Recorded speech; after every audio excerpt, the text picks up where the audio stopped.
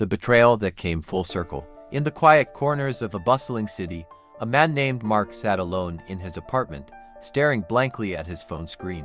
The same device he once used to invade someone else's privacy had now delivered a truth he never saw coming.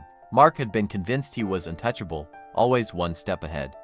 He had worked with a group of tech-savvy insiders to tap into someone's devices, feeding off every detail, every message, every move they made. It wasn't enough to sabotage their success, he wanted to ensure they never got ahead.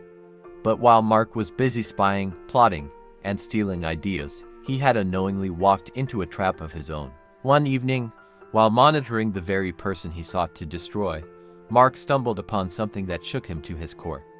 A message, a conversation, a truth he could no longer ignore. His partner, the one he had defended, protected, and trusted, had been cheating on him the entire time. He sat frozen, watching as the evidence unfolded in real-time texts, secret rendezvous, whispered confessions. The very methods he had used to spy on his enemy had now exposed the ultimate betrayal in his own life. As the news spread, the whispers turned into a roar. People were talking.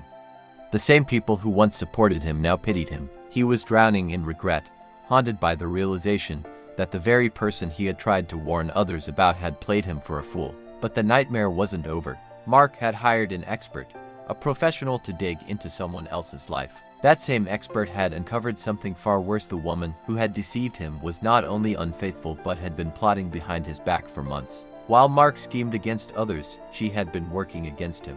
His so-called friends, the ones who encouraged him to choose her over someone else, had been in on the deception all along. They manipulated him, guided him toward the wrong choice, and laughed behind his back as he fell for the trap they had set.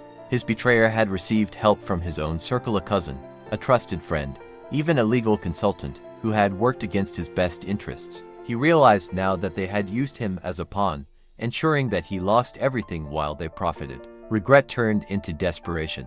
Mark watched in horror as legal troubles mounted. The very person he had tried to ruin was now protected by a powerful attorney, one ready to expose everything. He had spent so much time tearing others down that he never saw his own downfall coming. As he sat in the darkness, his phone buzzing with new warnings, accusations, and legal threats, Mark could no longer deny the truth. Everything he did to someone else had come back to destroy him. And this time, there was no way out. Ironically, a whole group of witches and warlock came short against one person.